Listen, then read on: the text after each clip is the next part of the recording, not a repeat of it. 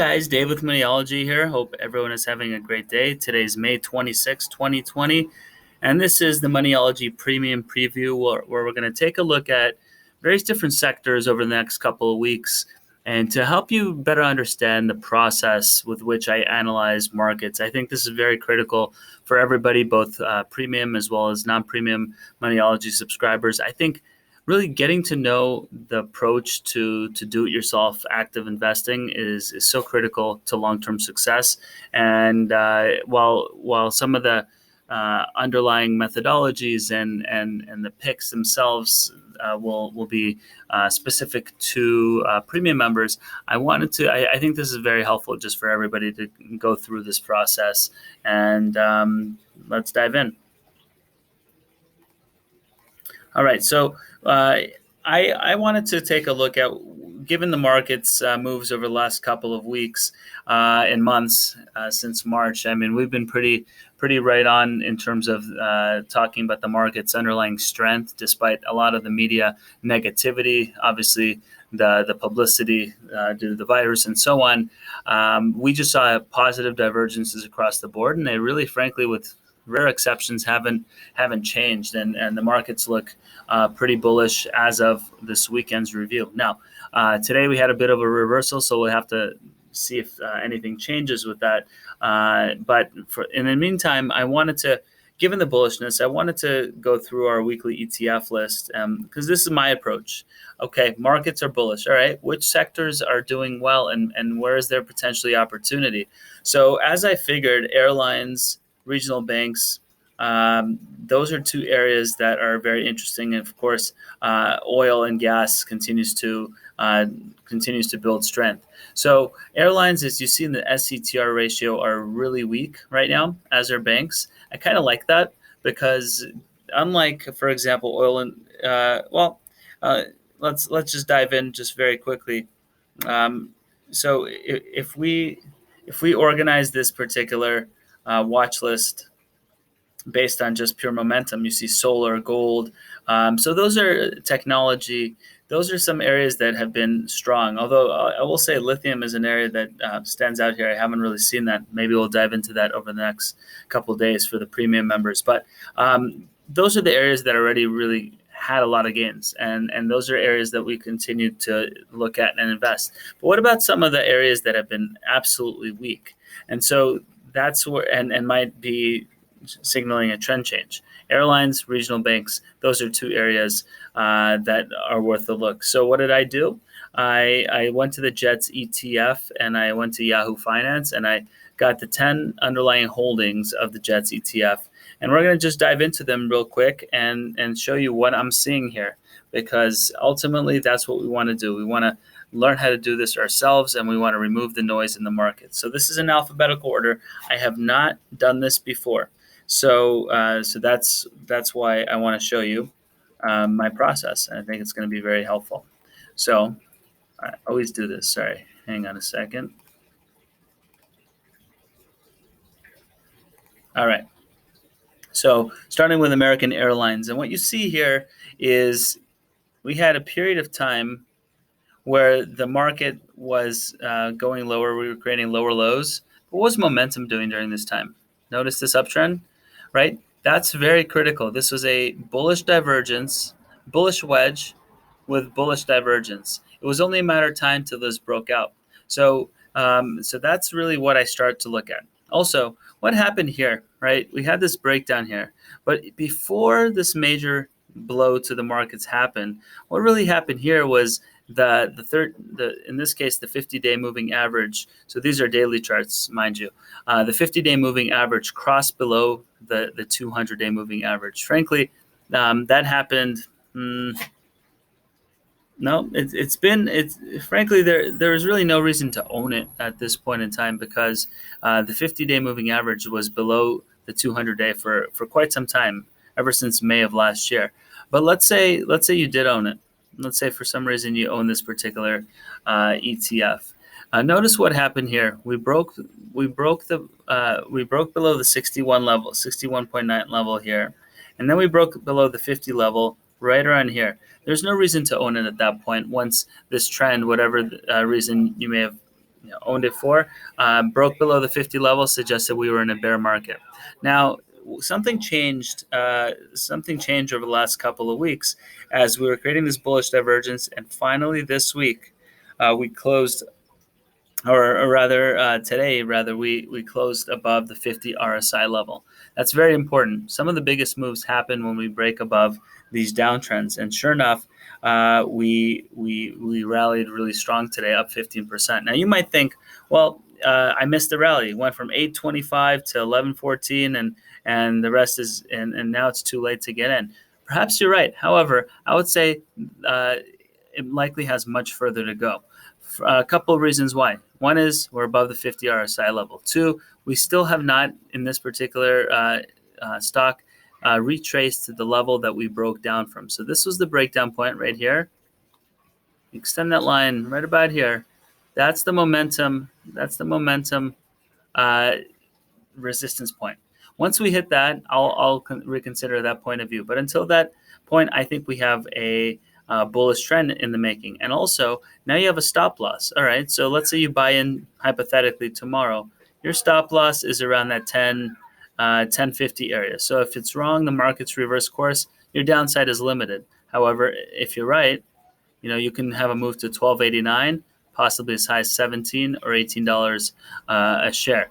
If you want to play this with options, that's another low risk way to buy some call options on the stock, because I think over the next couple of weeks you're going to see some bullish price action to continue here. All right, let's dive into. Oh, that's what I wanted to do in the first place. All right. So Alaska Airlines is the next on the list, and this is a cleaner chart, and I'll show you why I'm bullish on the entire group right now in a second. Unlike American Airlines, where there was a clear point where we still haven't passed in terms of momentum. This was the breakdown point. We haven't hit that level yet. However, in Alaska Airlines, we have, right? This was the breakdown point right over here at the 50 RSI level. We've already broken that level. So we've got a major positive divergence versus this breakdown point. So this particular move is just getting started. I really like this chart, guys. Basically, I could see a move going all the way to $48. Excuse me. Followed by a possible move all the way to 66. Is it going to happen overnight? No, that's crazy. But you have a really well-defined risk reward. Right now, you've got the breakout. I would put a stop loss right at this 33 level, which is currently the 50-day moving average, and see how far it goes. I mean, it could rally all the way to 40 real quick before there's any stiff resistance. Basically, I like watching for charts that are breaking above previous breakdown lows, and momentum has already broken above that level. So all signs point to a very good price action for American Airlines.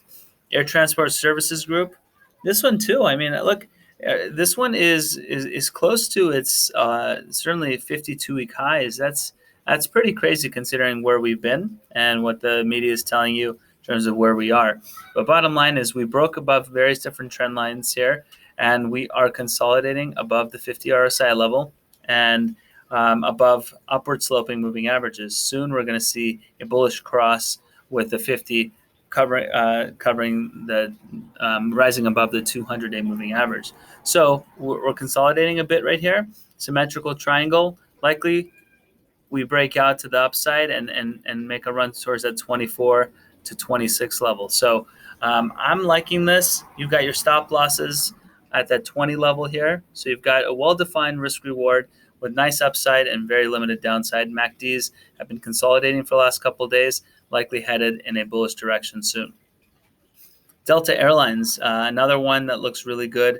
Again, broke above this breakdown point over here, above the crossover, the bearish crossover.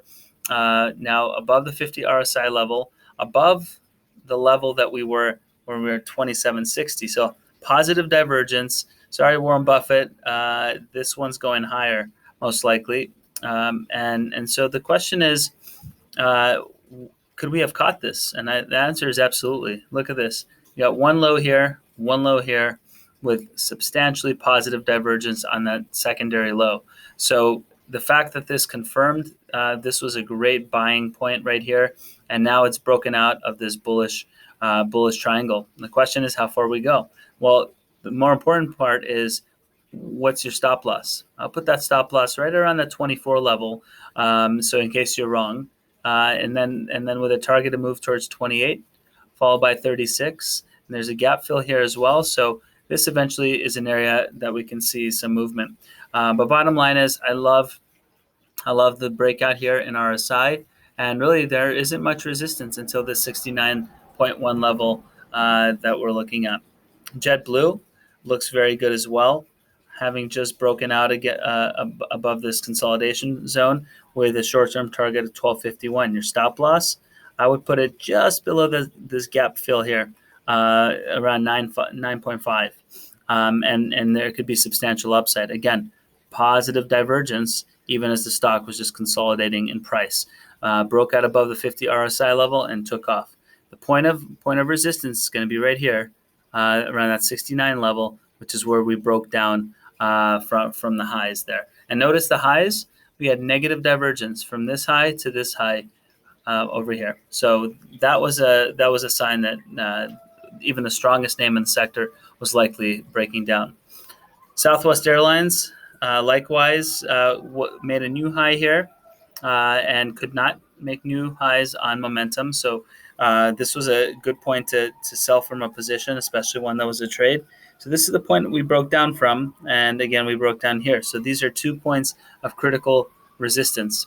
We broke above that one already, having back tested it. So this is a really good looking chart. Your stop loss, my stop loss here would be around that 29 level, and with targets of 37 followed by 44. And again, to me, this is a trend change. And whereas the media is talking about, and a lot of pundits are talking about how things are going to get worse, etc., anything is possible, but the charts are telling you something different, and you got to listen when they speak to you. MESA Air Group, another one, never heard of this company, but I got this rounded bottom, clear neckline around 425. That breaks, then you're looking at a potential move all the way to that $7 range. We're consolidating here at the 50 RSI level, and I think we're going to break out to the upside relatively soon. Your stop loss, well, wait for it to break above 425 to trigger. Then your stop loss will be around that, the 50-day moving average, currently around 398, maybe a little bit lower. Spirit Airlines. So this one's another name that's very interesting. Notice 1 bottom, 2 bottom, but look at the momentum here versus here. That's a positive divergence between these two. And now we have broken above the 50 RSI level and likely moving much higher, even though price has not yet done so, which means that's positive divergence. So your stop loss, put it around that 10 level, and with targets at 1649, 19, and potentially much higher. Loving what I'm seeing. And this is the point of resistance here around, I'd say, higher. There's going to be some resistance because this was the breakdown point. But looking good. SkyWest, another name, been in consolidation for quite some time, and now it's breaking out or close to a breakout point, and you've got a very clearly defined stop loss once this breaks, triggers a buy point. I love the fact that it's consolidating above the 50 RSI level, and it's already broken above this breakdown point over here. So a lot of potential upside here with a target, I would say, longer term target around 54 area, but probably could go all the way to 44 or so on a breakout move. United Airlines, another one, double bottom, extremely positive divergence, breakout. So now you've got the stop loss around that 25 zone. You've already breached these breakdown levels, so this has really no real momentum resistance. So the next target around 32, that's pretty close in the future, followed by 40, and potentially much higher. But bottom line is, this is where options are very interesting. So that's really what I wanted to share. that's really the approach. Identify sectors that are either breaking out to new uptrends after perhaps a pullback, or even better yet, identify sectors that have been in downtrends and are breaking out of those downtrends. This is one of them. We'll dive into regional banks perhaps in a future video, but I hope this was helpful because that's how I look at charts. Obviously, these are some bigger names.